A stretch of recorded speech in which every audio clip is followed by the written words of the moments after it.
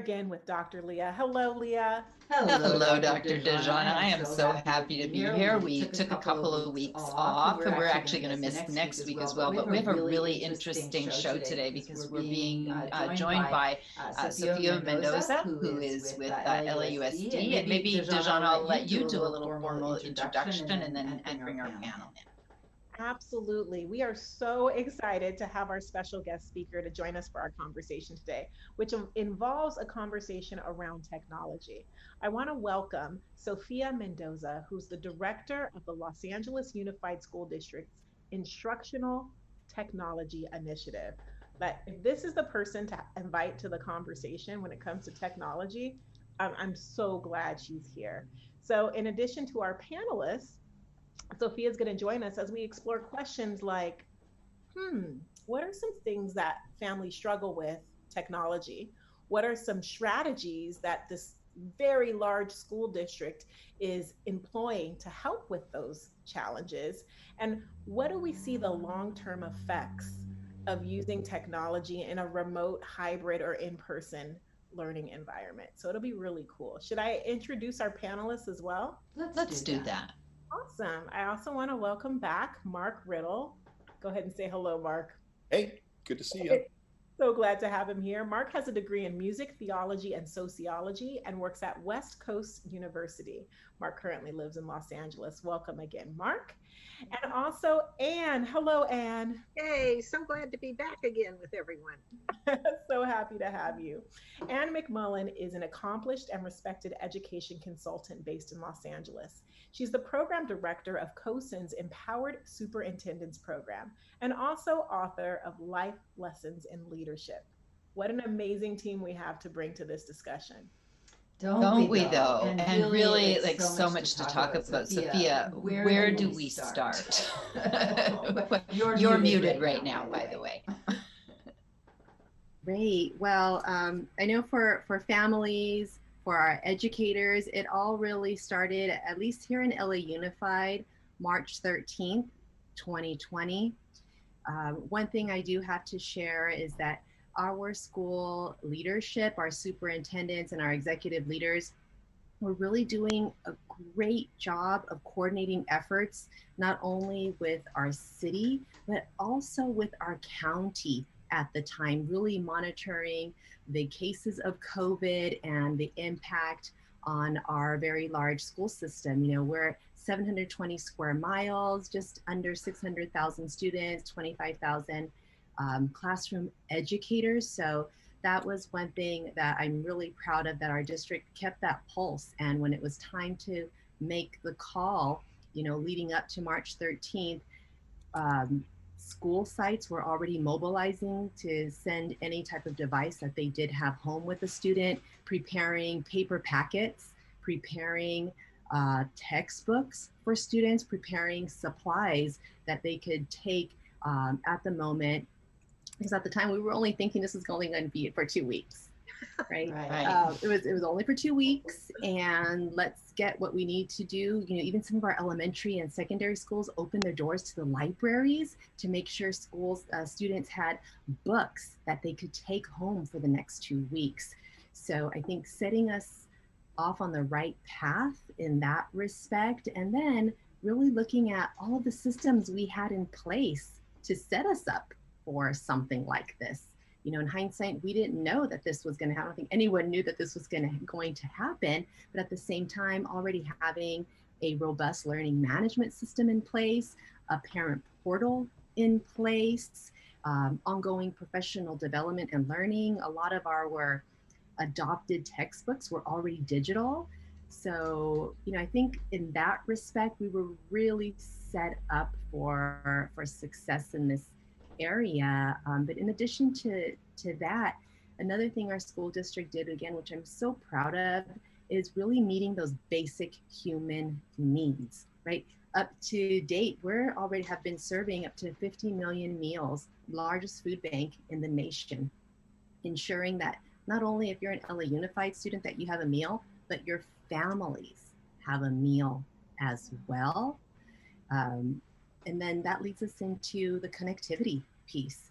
our district quickly mobilized with some of our existing partners around how, devices that we need to get into the students' hands, because we were roughly already about, maybe I think about, maybe I'm going to hold off on the number. Let me get my numbers together, but just a little bit under half of our students did not have a device. So really mobilizing and getting the device for students, as well as that connectivity. Again, it's something else I'm very proud of, is that it wasn't just satisfactory to say, well, parents and families, here's a list of providers you could reach out to. No, it was, we LA Unified, we will make sure you have the connectivity that you need. So, and that still holds true today. No questions asked. If you need a device and you need connectivity, you're able to get it. So many great things happening here in LA Unified. Lots of silver linings. Yes, it sounds like it. I was curious about the connectivity issue, and I didn't realize that it was already answered or addressed. So that was there sponsorship available for the district from any of the providers, or is it really something you have to purchase on behalf of? Yeah, so prior to COVID, we had already had partnerships with Verizon in about just under 10 of our middle schools in a program called VILS, the Verizon Innovative Learning Schools, where students were provided with an iPad, LTE, and the educators had robust professional development. So that was already going on pre-COVID. Also, another partnership we had was with Sprint, where our secondary students had access to a hotspot. And again, this was already pre-COVID, so we were already on that path. But of course, there were gaps. And then post-COVID, our district went into a negotiation with Verizon to create a very solid contract that now any school in California can piggyback on. So, some of our remote school districts in the state can now leverage that contract. So, we tried to be very agnostic in the supports and the vendors that we work with. I don't want to take up all of the time, but I just want to say that I'm so impressed with your enthusiasm, because so much of what we're hearing right now is angst and frustration and upset, and it's really wonderful to hear a kind of optimistic view of what's going on at the district level that's supporting students. How about the teachers? How are they managing to go from face to face in person and now suddenly, oh my goodness, I'm on camera every day? Yeah, so going into this over 2014, when we started this initiative, we knew that there's going to be a continuum of learners, just like we have a continuum of learners in our classroom, and designing professional learning opportunities for those educators, wherever they might be on the continuum, like just like the awareness level, like, why do I have to do this? And then building up that desire all the way to that reinforcement stage, where knowing, like, I got this, I know what to do, I'm flowing. So those are the ones that we want to make sure we're patting on the back, we're spotlighting, so that others can say, wow, they're just down the street from me, I think I can do it, maybe I can reach out to them, like growing those networks. So from day one, let's see, that was the 13th, so around the 16th, 17th of March, we set into motion, we said, let's look at our professional development catalog. And again, we were already on this pathway to start converting into digital and to online. What can we immediately grasp and convert? And that's going to be relevant to the times, right? Like, so often you go to professional development, it's just like, it's not going to meet my needs right now. So really circling all the wagons. And when I say the wagons, it's really within our division. We have the English language arts, we have mathematics, social science, and all of those areas already had some form of digital content. So making professional development accessible to teachers wherever they might be on that continuum, and providing various entry points. So, we do have opportunities where if I don't know anything, I don't know where to start, we have something for you. Also, someone who might have already adopted technology to support student outcomes and student success, we have a little bit something for you. So there's definitely been a continuum, and not only our educators are stepping up to the plate, but also our school site leaders. I mean, our school site leaders are now, all of their professional development that they're leading at their school site is 100% online. So it's also having our school site leaders step out of their comfort zones and starting to be models for their teachers and models for their students and for their families. So we're definitely seeing this across the board. And again, I think what's been key is that we're providing various opportunities and entry points for your comfort level and for your awareness level in this adoption. That's a beautiful thing. I love it that on so many levels, people are being supported. And that's one thing we've been having discussions about the impact of COVID-19 on education and how it's kind of disrupt education and made way for innovation. And I love how you tapped on a lot of the topics we've been talking about, like the importance of connectivity. All of a sudden, that's become highlighted in our brains, how important it is to be connected, which we might not have paid that much attention to before. And the other issue that's been coming up a lot in our conversations on this show is accessibility and equity and all of these things. And it's really cool to see technology step in and provide some solutions for some of the challenges we're seeing in terms of connectivity, accessibility, and equity. I'm wondering if you could share with us, and then I'll open up the I'll open it up so that all of our panelists can talk. I'm wondering if you can share with us some of the where at the district, where are some of the intersections of technology and equity, technology and access? I think these are really cool things to point out and share. Well, just this last summer, we had the opportunity, and I really say this as an opportunity, it's something that has never been done before in the history of LA Unified, offering a summer program enrichment opportunity to all students across LA Unified. That had never been done before. In the past, historically, summer school had been for like a credit recovery, trying time to catch up. But we took a very different approach to summer opportunity. So right then and there, leveraging this moment where we can now come into the children's home and also impact the families. So there were over 100,000 students that participated in our summer program. Just various opportunities. I'm just going to talk about one slice of the opportunity. Our office, the Instructional Technology Initiative, set forth with offering something called the Summer of CS, the Summer of Computer Science. And we were able to offer 5 different courses to 5,000 students from kindergarten to high school, everything from game-based learning with Minecraft to Code With Me, Learn Scratch Junior, or CS First with one of our partners in Google First, Code.org and their Computer Science Fundamentals course. So really having those intersections, as well as one of our other partners was with Lego Education, where we called them up and we said, we have a crazy idea. Are you ready to listen? And I said, we want to have a very engaging summer program. Can you deliver Legos to about 500 kiddos? And they said, yes, we're up for the challenge. So we had about 500 students that at their doorstep received Legos, so that when they were in a space like what we're in right now, and their teacher was sharing with them, let's get creative, let's build something creative, let's learn about levers and pulleys as an engineer would. The students were learning hands-on, side by side, and the best piece is we left those Legos with the students so that they can continue the learning. So that's another opportunity, again, that maybe would not have arisen if COVID-19 had not happened.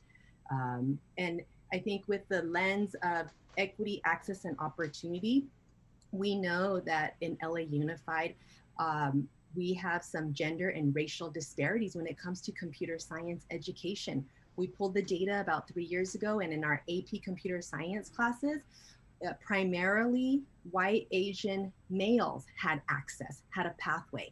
So these are part of our efforts to ensure that from our most youngest learners, they're experiencing computer science concepts across all academic areas. And we brought on board 90 teachers during this summer, again, from kinder to secondary, so that they can start kind of playing with it themselves, starting to see themselves as a computer science educator. And then in the fall and in their regular school day, start to implement these concepts around computational thinking, algorithmic problem solving, or debugging mindset. So I think that pretty much really connects to the equity piece, that accessibility piece as well. You also brought up something that I've been thinking a lot about, the fact that we have so many things that we are going to be, oh, I'm so sad I don't have this, I don't have that as a result of the pandemic. But there will also be a list of things, if we keep our eyes and ears open, that we say, as you just mentioned, we would not have done these things had it not been for a pandemic. So being able to celebrate those might help lift spirits when we're thinking about the things that we can't do, like hug our neighbor the way we used to whenever we saw them. So, and I know you have something to ask or offer on this. I could see it on your face. That, ooh. Yeah. Well, it's always a joy for me to learn from Sophia. And I actually remember going to an LAUSD professional development event where the Lego people were there, and we all got little Legos that we had to play with at that time and put it together and take it back. And it was just remarkable. The thing I have always admired about Sophia, and I have to brag a little bit on her, Dejana, you mentioned that I do this work for COSN, the Consortium for School Networking, and I am the project director for their Empowered Superintendent Initiative. And in 2019, Sophia was recognized nationally by COSN as a next generation leader. And I think she's our generation now, right now, leader, but doing remarkable work.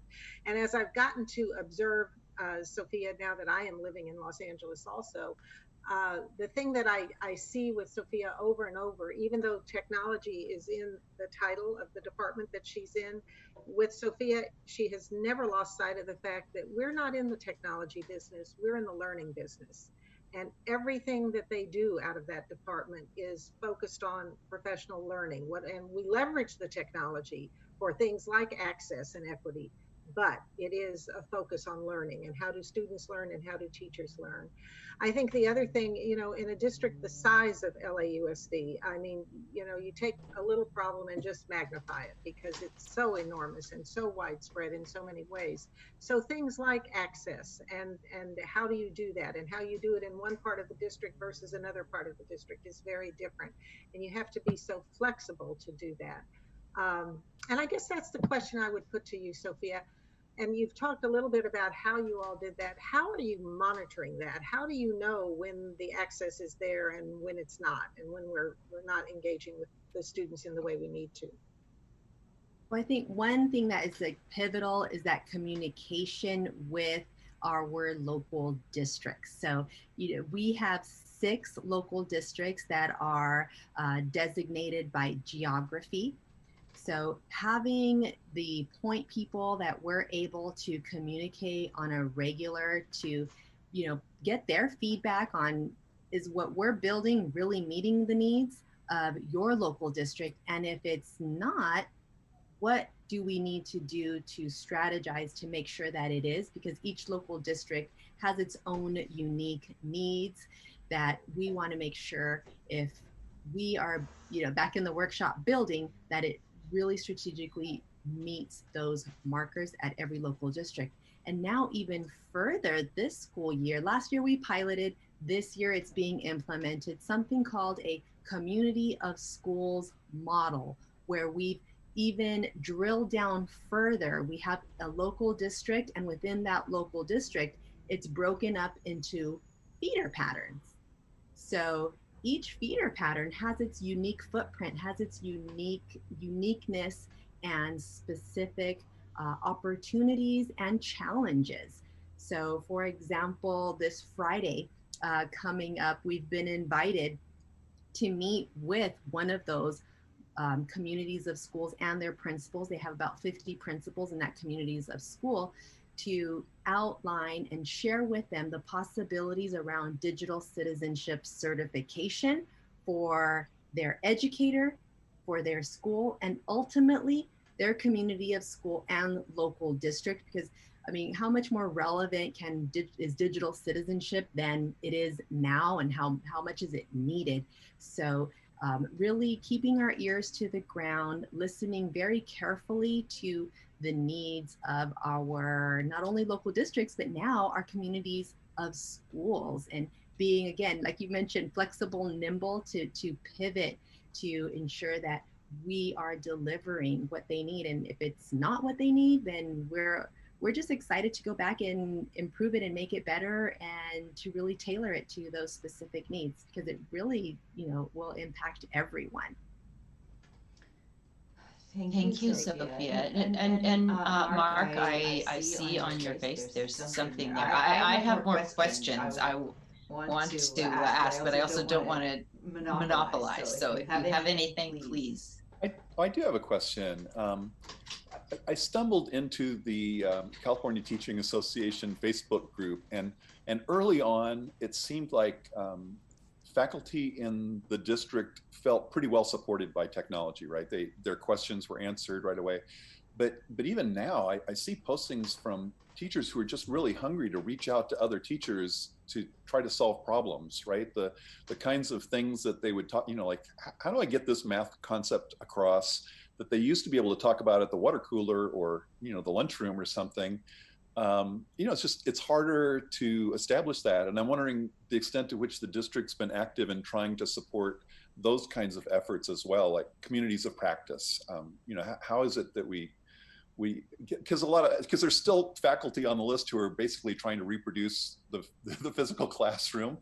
And there are a lot of people who are trying to do amazing creative stuff with Legos and whatever else. And to try to share the wealth across those populations has got to be a challenge.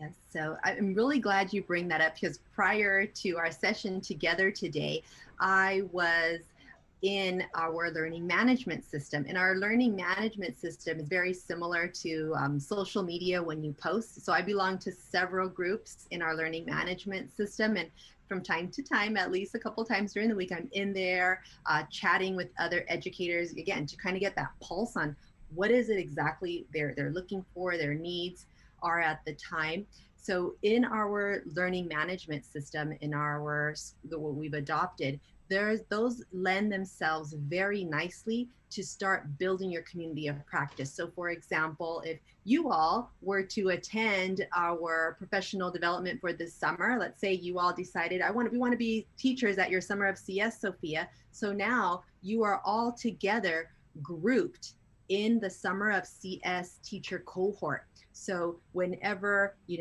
Mark, you have a question about anything either related to the Summer of CS, or you just want to make an announcement or share something you've learned, all of those educators in that same group can then chime in and then give you additional feedback.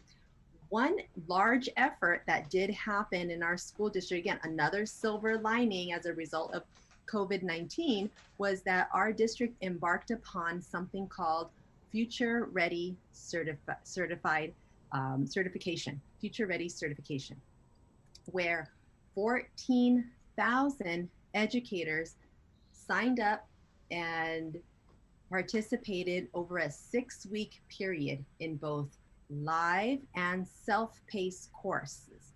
Everything from learning about the ISTE standards of digital citizenship and global collaborator, two very relevant topics right now, to accessibility, and especially around universal design, UDL, universal design for learning, sections on that. Also leadership in this space. What is leadership going to look like? Also access, equity, and opportunity with accessibility, not only racial and gender, but also for our special populations. So that then there and of itself created another opportunity for for those educators who were already in that space to continue that professional learning network. And I do understand that they did branch out into other social media platforms to keep that conversation going. And one other thing that we've done in our office is to have a digital presence with purpose. We like to call that, right? We love to highlight the work that is happening in LA Unified. If you look at my Twitter feed, you'll see that I love to highlight all of the great educators and the work that they're doing in LA Unified to not only inspire, but to give us reassurance that it's going to be okay. And also the opportunity to maybe reach out to someone that you might not have come across in the district before. You know, again, 720 square miles. I may not be able to drive from the northern end of the San Fernando Valley all the way down to the south to connect. So this also provides another opportunity for that too. That's great. I could use a little more of that reassurance that we're all going to be okay, by the way. Isn't that the truth? I also wonder now, because we've moved kids to the digital world, the worries in the past about how much screen time, how much time, like where are we on that conversation now? Great. So with our partners with Common Sense Media, we've been partners with them since 2013, really solidified in 2014. You know, all screen time is not the same, right? So there are guidelines that our state has put out for face-to-face instructional time, as well as the self-paced or asynchronous time for our students to be able to make sure that you get all your minutes in. And you know, even at a later time, I'd be happy to share that with you, or if there's some attachments we could provide everyone that's watching or listening today. I'd be happy to share those minutes, and they vary by grade level as well as the recommendations from our state. But I do want to really put a pin in the fact that not all screen time is the same. So just with that kind of caveat, and at a later time, I'd be more than happy to share with you the guidance from our state around instructional face-to-face minutes, as well as the independent working time minutes.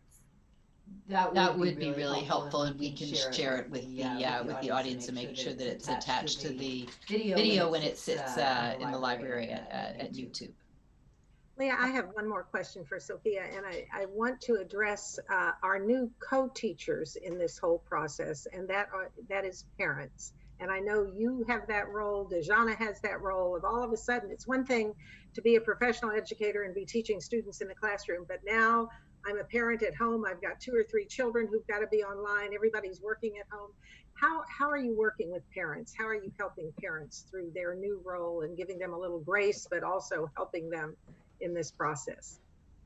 Absolutely. We do have a very robust parent and community services branch that one thing that I was super excited because I got to participate as a parent. The weekend before school launched, there were webinars for parents to attend on Saturday and Sunday, right? So, for parents that may have not known what to expect for the first day of school, we got a preview. It was just wonderful to have someone say, we'd like to give you a preview of what to expect the first, the second, and the third, and let's just talk about the whole first week of school, and really walk parents through. And they were hosted, and they were live, they were not recorded.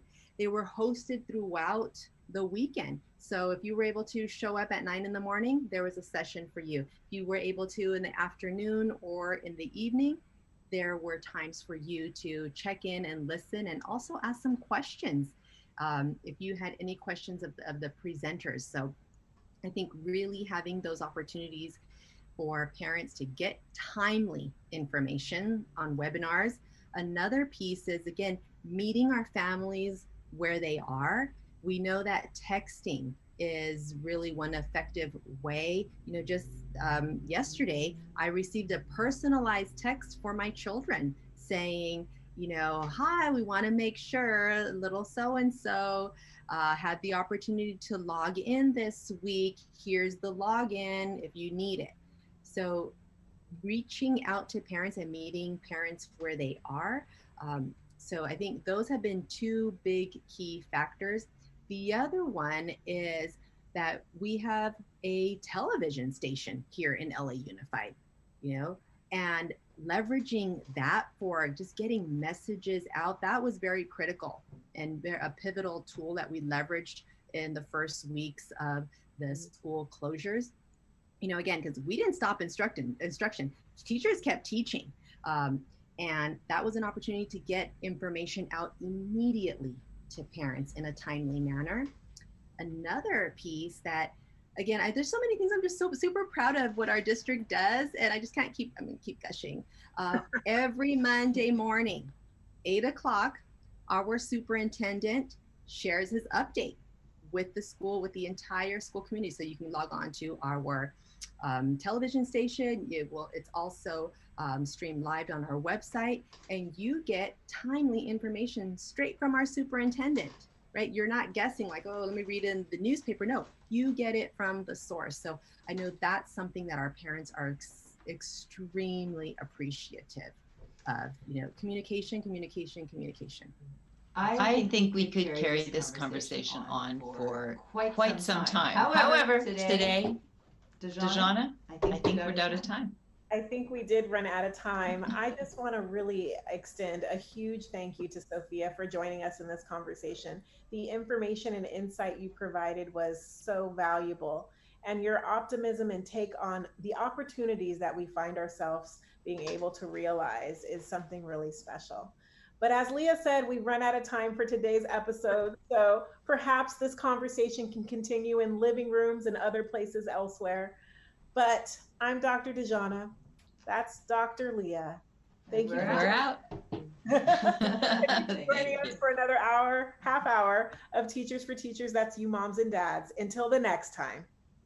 Thank you, Sophia and Mark and Ann. Take care. Thank you so much. It was my pleasure, and all the best to everything you're doing. And thank you so much for bringing this to our families. Thank you. Thank you for your contribution today. I forgot to tell you in advance that I would be at times looking at the camera that's talking to the folks at home and not looking at us here. So I hope it wasn't distracting. But your input was so valuable. Thank you so much.